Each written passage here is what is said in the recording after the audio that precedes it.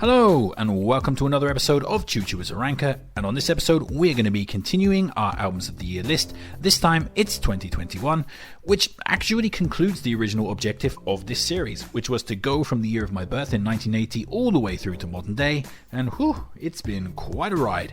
And 2021 is actually a decent year to end up on. Plenty of good records on this particular list, so without further ado, let's be complete rankers and rank up a storm.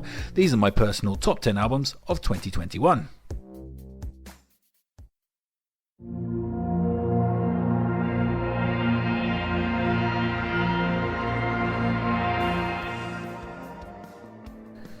So we're going to be kicking off this list with Enjoy the View by Scottish indie band We Were Promised Jetpacks, which was their fifth LP. And here we find the band taking a further step onward into the atmospheric, relaxing shoegaze vibe of their previous record, The More I Sleep, The Less I Dream.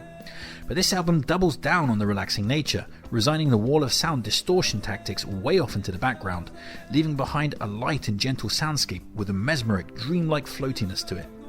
As such, most of these tracks melt into the texture of the LP, but there's still time for the hooky jangle pop vocals of Fat Chance, or the weeping balladry of What I Know Now, or even the bluesy swagger of Blood, Sweat and Tears. So yeah, this is just another good addition to the discography of We Were Promised Jetpacks, who continue to age in a surprising, graceful fashion.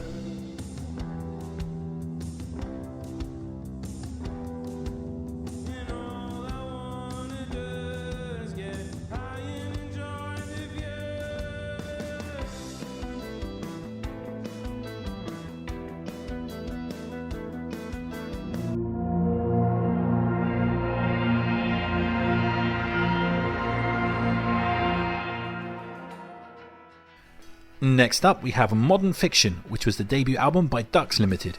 And what we have here is a delightfully retro 1980s jangle pop album with lots of bouncing upbeat melodies that recalls the Smiths and the Stone Roses. And although it doesn't deviate much from the typical jangle formula, the band still offer up a short 29-minute blast of lovingly crafted nostalgia. How Lonely Are You sets out the stall perfectly with a blast of immediately satisfying Smiths-esque arpeggiated guitars. Always There impresses with its blooming John Squire style trills, while album highlight Under the Rolling Moon is extremely catchy and has a good level of emotion coursing through its lap steel augmented veins. So yeah, this is a textbook 1980s jangle record, and as such is something you don't really come across all that much anymore. Just good stuff from Ducks Limited on this record.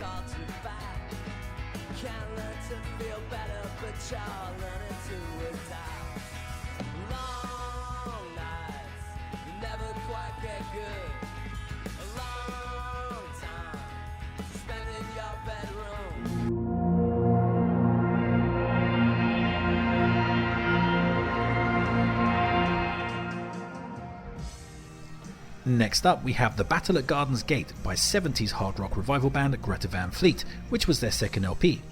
And on this you can expect a pretty blatant Led Zeppelin pastiche and some absolutely rip-roaring instrumental work. I mean, the guitar work and the drums on this are absolutely fantastic.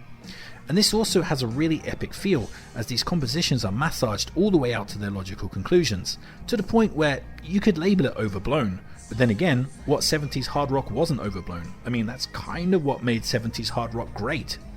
But that does lead to the one major fault that stops this climbing any further up the list, aside from the wholesale theft of Led Zeppelin that is, which is the fact that at just over an hour in length, it's just too damn long. I mean, when you take a look back at good overblown 1970s epics, one of their charm points was a reasonable runtime. I mean, you get all that epicness in the space of 40 minutes, which helps stop them becoming too much. Greta Van Fleet should definitely take a few notes on that fact. But over length can't undo all the amazing stuff that this LP delivers. I mean, the organs that open up Heat Above take you straight back to the heyday of Yes. The Barbarians and Trip the Light Fantastic have some gorgeous proggy texturing. Broken Bells is a giant light as aloft ballad, and album highlight and closing track The Weight of Dreams is a mammoth epic featuring the type of guitar pyrotechnics that make you want to don a bejeweled spandex onesie. So yeah, if you like a little bit of hoary old 1970s rock, this will definitely put a smile on your face.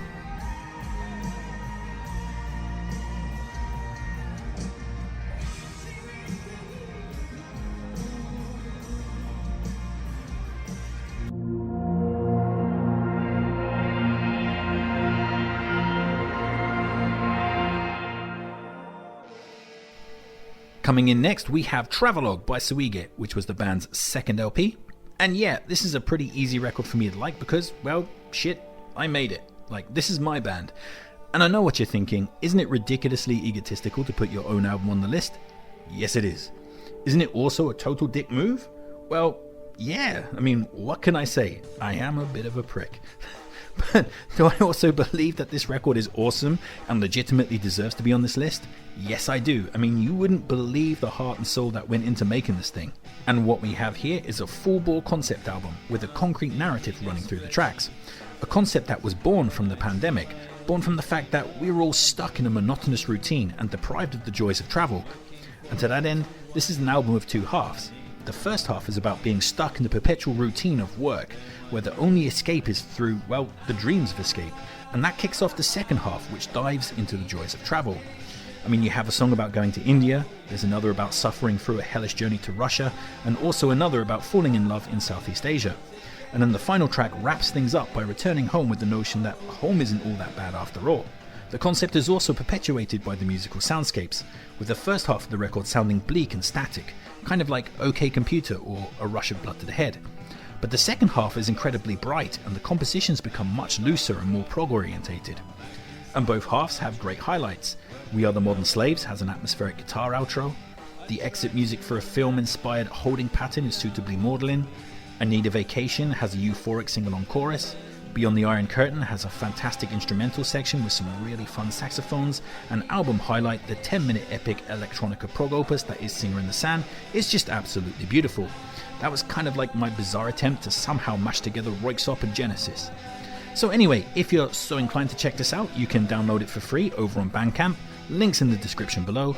You can also listen to the full album here on YouTube, I will link that at the end of the video, and we're currently trying to get this up on Apple Music and Spotify. Our third album is already available on those platforms, but we got into some bizarre trouble because we used a snatch of the national anthem of the Soviet Union, which is public domain, but the upload company was like, please secure written permission from that government if you want to use it.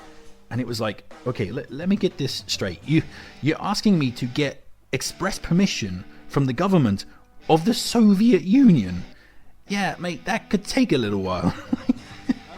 So yeah, I mean, God bless any of you who actually go out of your way to check this out. I hope you won't be too disappointed, but I personally think we made a pretty damn good album with this.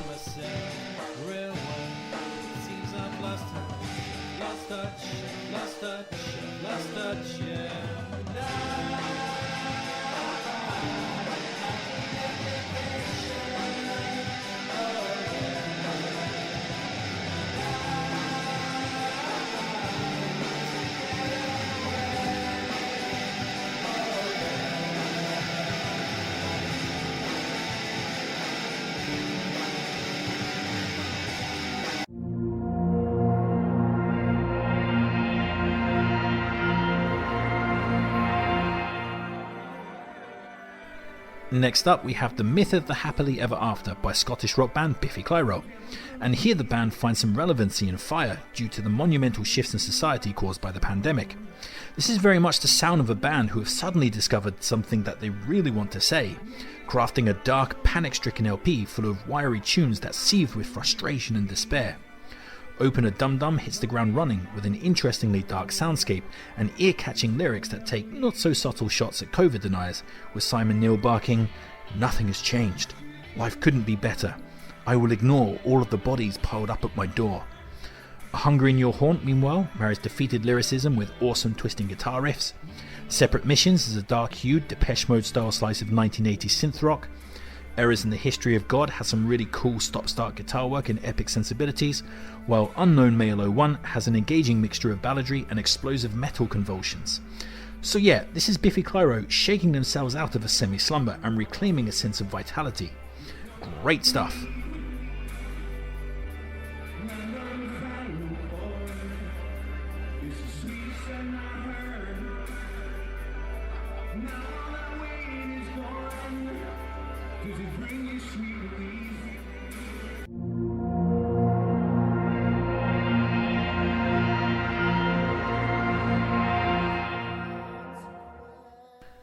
So, we're going to be kicking off the top 5 with Hey What by American slowcore band Low, which was their 13th LP. And yeah, With 13 albums, Low have obviously had a long career, but to be honest, I've been completely oblivious to them until now. I've also been oblivious to the genre of slowcore. To be honest, I've never even heard of it, but apparently that's what this is. And going by this, slowcore is a mixture of shoegaze and post-rock, notable for having almost no percussion on it, instead replacing the beats with pulsing swells of distortion. I mean, it sounds odd, but it works really well, and these tracks have a rhythmic kind of mesmerism to them. And this record is all about the overall atmosphere and ambience, with each track delivering a new soundscape to wash over you. To that end, it's a bit pointless to single out individual tracks, and there's not a lot you can really say about them, to be honest, as most of them have an almost formless flow, yet still surging forward like an unstoppable tidal pulse. And yeah, I love it, it's great. The melodies are beautiful, the soundscapes are cathartically purifying, and the vocal harmonies are just heavenly. I mean, as far as experimental post-rock albums go, this is absolutely top-notch stuff and a very easy placing on this list.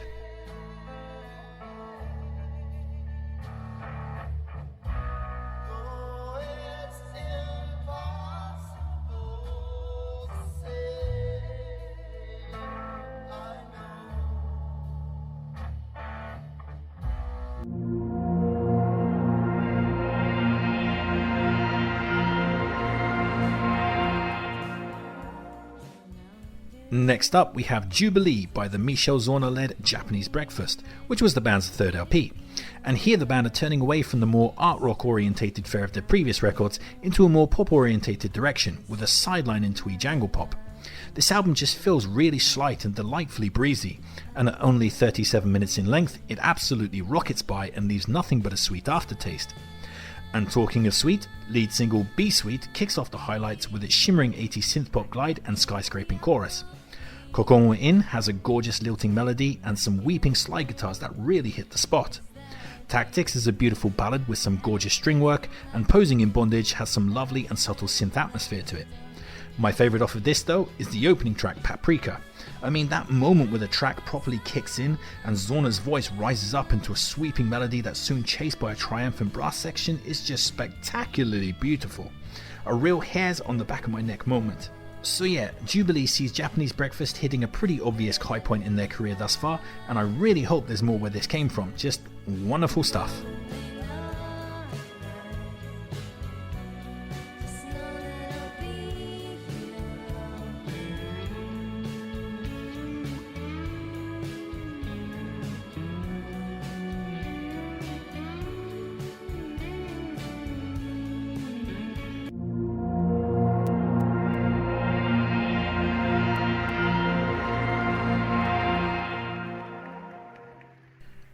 Coming in third place and taking home the bronze medal, we have Peace or Love, which was the fourth and arguably best album by Norwegian folk duo Kings of Convenience, which was their first album for 12 years. And that time away has done nothing to dampen their powers. As I said, this is arguably their best work. And this compact LP doesn't seem to herald much in the way of change for the band. Instead, it sees them entrench themselves deeper into their stripped-back trademark style. But what is new for this LP is the band's dedication to crafting jaw-droppingly brilliant instrumental sections, which sees the duo's twin acoustic guitars intertwining in ways that are just absolute magic. The band have always had gorgeous guitar work on their records, but here it's just on a whole nother level. I mean, the extended guitar breaks on tracks like Rocky Trail or The Jiving Fever are just absolutely exquisite. And there are so many other highlights on offer here too. Angel has an incredibly memorable chorus. Love is a Lonely Thing and Catholic Country are fantastic tunes that also feature Feist on guest vocals, the former a plaintive ballad and the latter impressing with its jazzy swagger. Ask for Help and Song About It see Erland and Eric's voices combining as perfectly as ever, and the latter even has some more of those gorgeous guitar trills that I just can't get enough of. So yeah, this is acoustic folk perfection, it is amazing and highly recommended.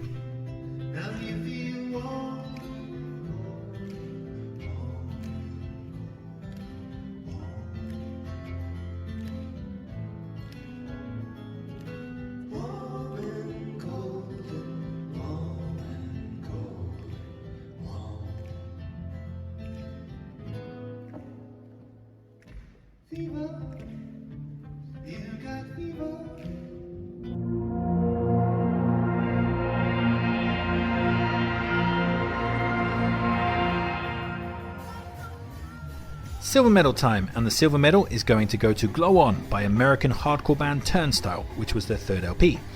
And yeah, wow, holy shit, I fucking love this record, damn. This is about as much fun as a truly rocking album has been for like the last decade. And this is the sound of a true party starting, 4 boys in a room kicking the absolute shit out of their instruments and having a lot of damn fun doing it, badass punk rock record.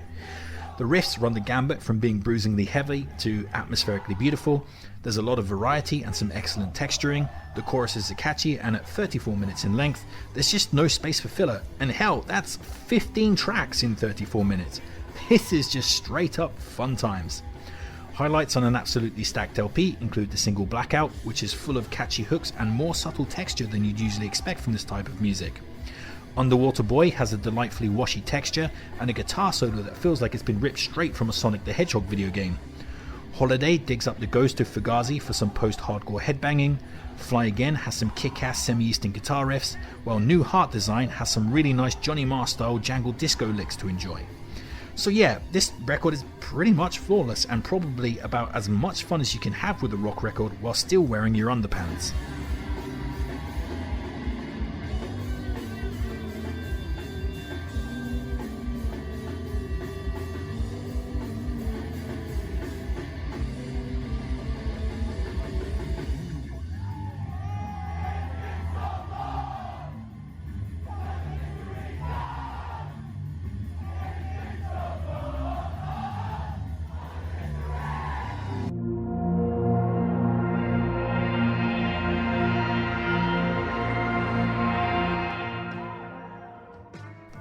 So here we are at the top of the mountain, and the gold medal for 2021 is going to go to Daddy's Home by art rock goddess St. Vincent, which was her 7th LP, and the win here actually puts her in a fairly exclusive club of being a 2-time winner on these lists, with only Morrissey and Radiohead as company.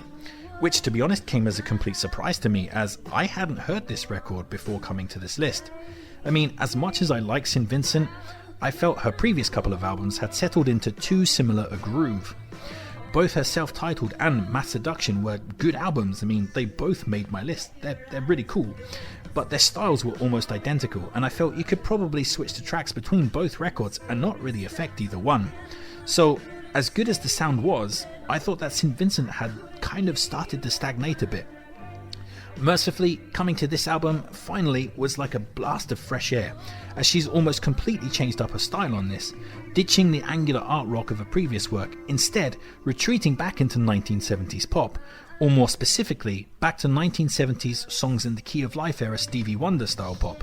And it's just wonderfully done, with the production being absolutely spot on. I mean, the drums and the keys on this just sound like they were actually recorded in the 1970s. The record sounds fantastic. And the songwriting follows suit too, with the composition sounding looser and more organic than before, and that all the tunes are given the appropriate space to properly breathe. And yeah, I mean, this album is incredibly consistent with no weak material, and it also just gets better and better as it goes on, with a lot of the late album tracks standing out as the record's greatest highlights. And speaking of highlights, Pay Your Way in Pain kicks the LP off with a swaggering slice of 70s funk. Title track Daddy's Home has that Stevie Wonder vibe that I mentioned and some delightfully washy keys. Living the Dream and Somebody Like Me are gorgeous atmospheric ballads with lilting melodies and nice layers of sound to go digging through. Down has a thumping funkiness to it that reminds me of Excitable Boy era Warren Zevon, whilst My Baby Wants a Baby has an extremely hooky vocal melody that strongly recalls Harry Nilsson. So yeah, this is just an utterly wonderful love letter to the American pop of the 1970s, and for me this is probably St. Vincent's best work to date, and my pick for the best album of 2021. And that's it, that's my 2021 list, but of course that won't be your list, so please sound off in the comments section and tell me all the classics that I've missed. Like, share, subscribe and all that other kind of YouTube jazz. For those few of you who are wondering what's next for the channel now we've arrived at the modern day, look out for my channel update that's about to drop. Take care of yourself, but most importantly, just keep on ranking.